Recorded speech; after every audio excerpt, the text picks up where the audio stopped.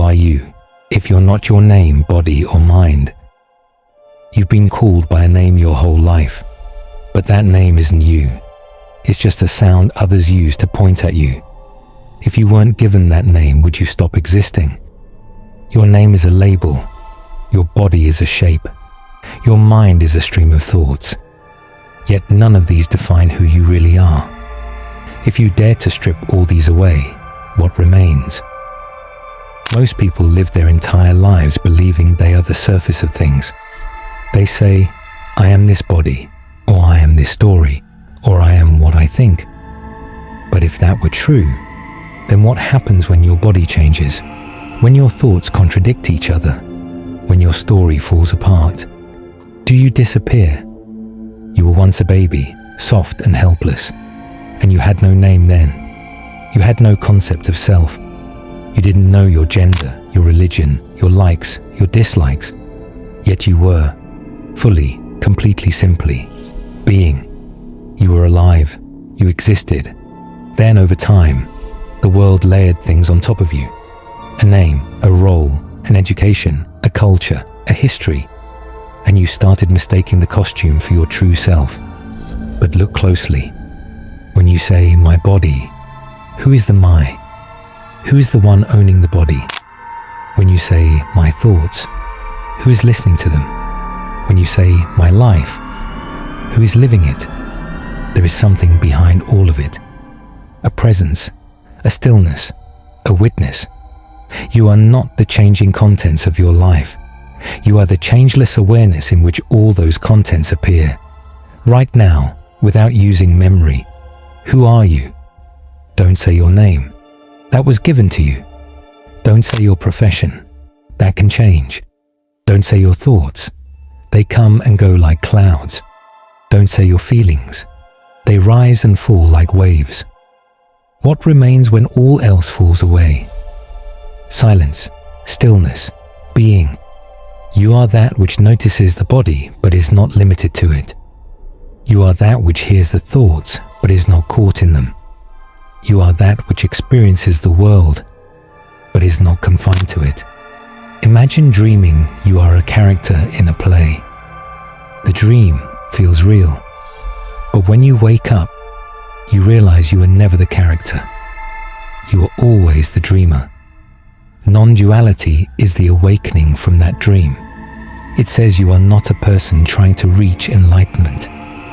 You are the light itself, imagining you are a person. You are not a soul on a journey. You are the stillness in which all journeys appear. And once you realize this, not just intellectually but directly, something shifts. The fear of death fades. The craving for identity weakens. The constant search for meaning dissolves. You no longer need to become anything. You already are. You are not your name. You are not your history. You are not even your thoughts. You are the timeless presence in which all those things appear and disappear. You are awareness itself. The truth exists between two breaths. Inhale, exhale. And in that tiny pause between, the world disappears. You take thousands of breaths every day, but rarely do you notice the space between them. That silent, invisible gap is not empty. It's everything. In that still pause, no thought, no identity, no future, no past, just being, just now. And in that being, if you pay close attention, you'll find the doorway to truth.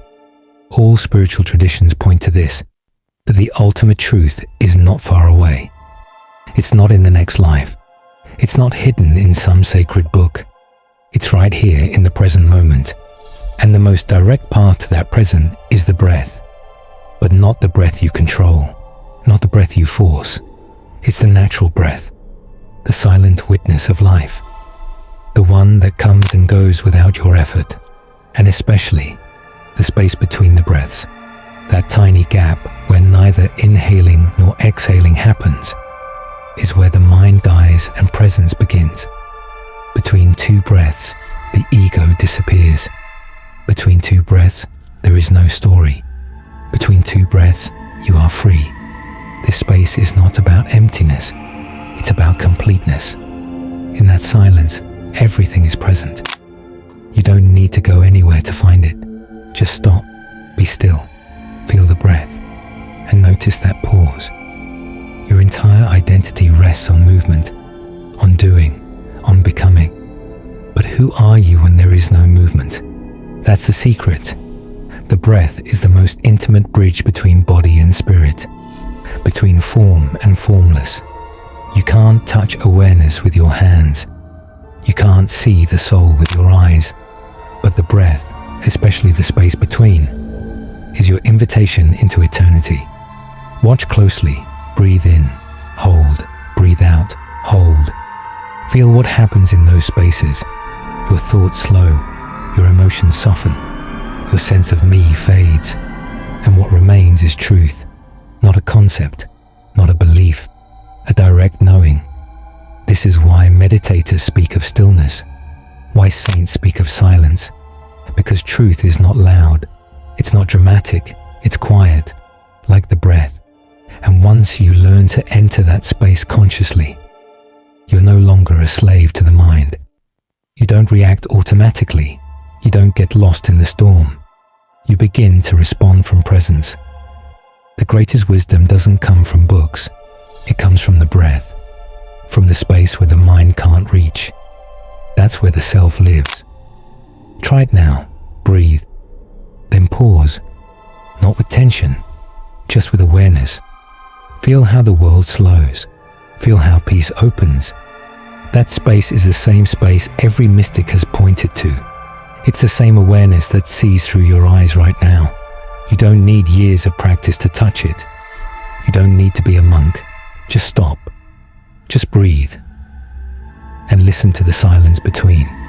The breath is sacred, not because it keeps you alive, but because it shows you what life really is.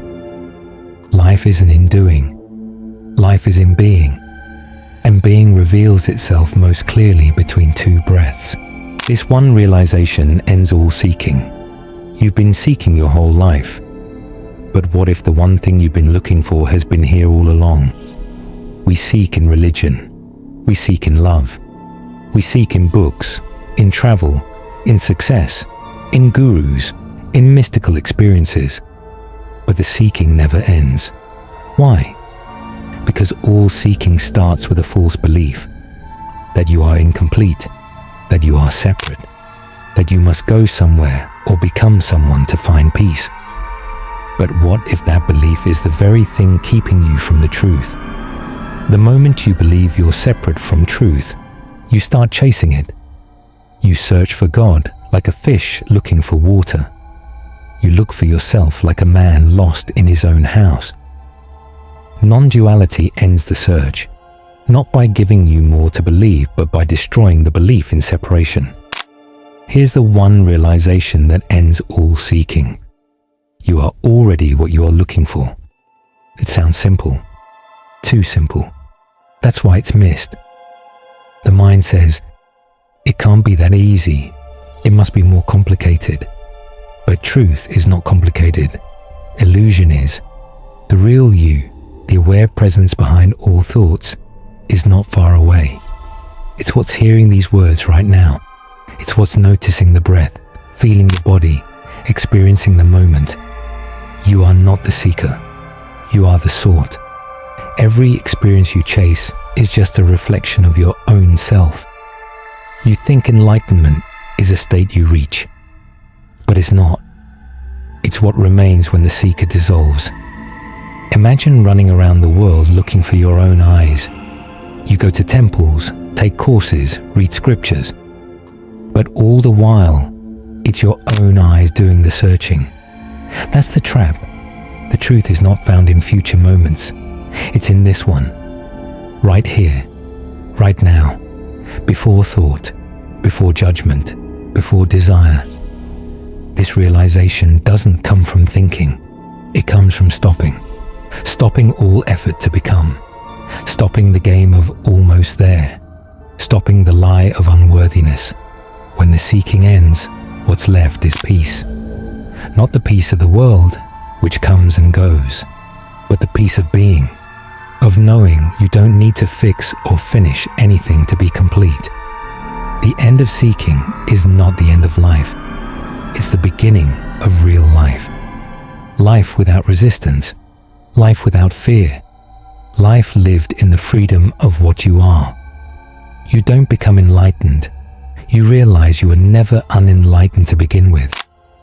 This realization is not a state. It's the recognition of your true nature. And once it's seen, the game of seeking collapses. You may still meditate. You may still chant. You may still explore, but not out of lack, not out of desperation, out of joy, out of stillness, out of love, because you've come home. And home was never far. It was always here, just hidden by the idea that it wasn't. This is the realization that ends all seeking.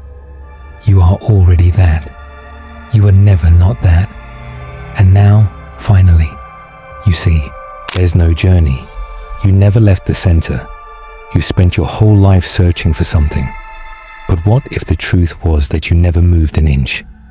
The spiritual path is often spoken of as a journey, a quest toward enlightenment, awakening, or union with the divine. We imagine it as a long road with steps, stages, and struggles. But this idea, though inspiring, is the greatest misunderstanding of all. Because in reality, there is no path. There is no distance to travel. There is no final destination. You've never left the center. You've always been what you're looking for. The idea of a journey is based on time. You start here and you hope to arrive there. But what if there is no there? What if truth is not ahead of you, but right here, right now, closer than breath, closer than thought? This is the heart of non-duality, the recognition that the self you're trying to improve, evolve, or transcend doesn't actually exist. It's a story, a role, and every spiritual journey that begins with the assumption of a separate self is bound to continue that illusion. You think you are moving toward truth, but it is truth that is holding you. You think you are progressing spiritually, but it is only the mind chasing its own tail. In stillness, you see, nothing moves. You've never left the now. The idea of spiritual growth, while useful at a certain stage, eventually becomes a trap. It keeps you seeking. It keeps you chasing some future version of yourself, a better you, a wiser you, a more enlightened you. But that you is just a mask. The real you is already free, already whole, already the center of everything. So what is the center? It is not the place. It is the formless awareness in which all things appear. It is the timeless silence behind every sound, every thought, every sensation. It is not somewhere you can go. It is what you are. But the mind doesn't like this. The mind loves movement. It thrives on stories, plans, goals. It wants to go somewhere, to become something. So it creates a spiritual identity and goes on a journey to find itself. Yet, who is doing the finding? The ego. And the ego can never find truth, because truth is what remains when the ego dissolves. Many spend years reading books, attending workshops, practicing meditation, hoping to finally arrive. But the arrival never comes, because truth is not in the future. It is in the absence of future. It is here when seeking ends. It is the collapse of the one who is seeking. You were never born into this world as a separate self. That identity was built later, piece by piece, through memory and language. But what you are, the silent witness, was never born and will never die. This witness does not need to travel.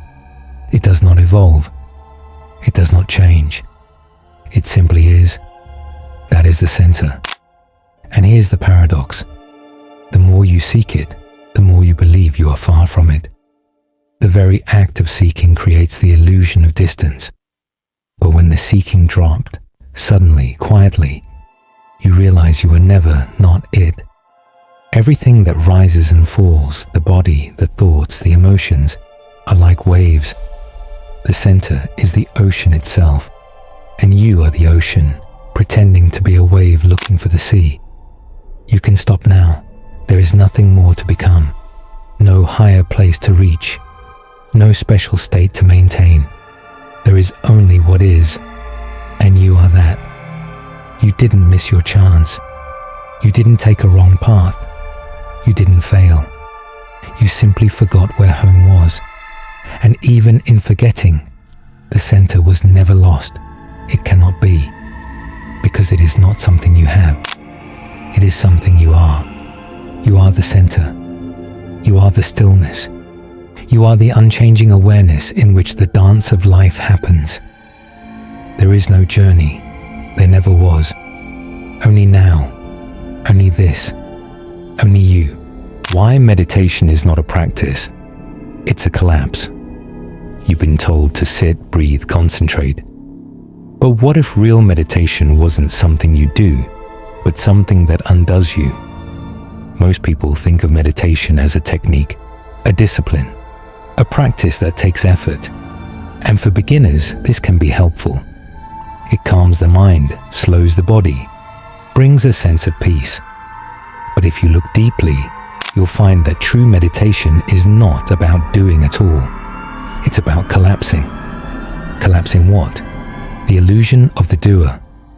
The sense that I am meditating is the very obstacle to real meditation. Because in that thought, separation is born. Me over here, trying to reach peace over there.